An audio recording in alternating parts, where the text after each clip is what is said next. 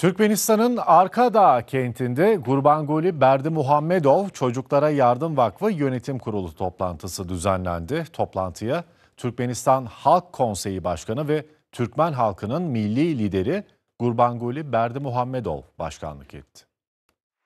Türkmenistan'ın akıllı şehri Arkadağ, Gurbanguly Berdimuhamedov Çocuklara Yardım Vakfı Yönetim Kurulu toplantısına ev sahipliği yaptı. Türkmen halkının milli lideri Gurbanguly Berdimuhamedov başkanlığında yapılan toplantıda vakfın faaliyetleri ve yürütülmekte olan projeler ele alındı. Gurbanguly Berdimuhamedov konuşmasında çocukların korunması konusunun devlet politikasının merkezinde yer aldığını vurguladı. Ülkemizde tek bir çocuk bile bakımsız bırakılmamaktadır. Genç nesle sahip çıkmak, geleceğimize sahip çıkmaktır, dedi. Berdimuhamedov ayrıca deprem nedeniyle zor günler yaşayan Afganistan'a da insani yardım gönderilmesi talimatı verdi. Toplantıda vakıf tüzüğü yeniden düzenlendi. Vakıf Başkan Yardımcısı Oguljahan Atabeyava sürdürülen çalışmalar hakkında bilgi verdi.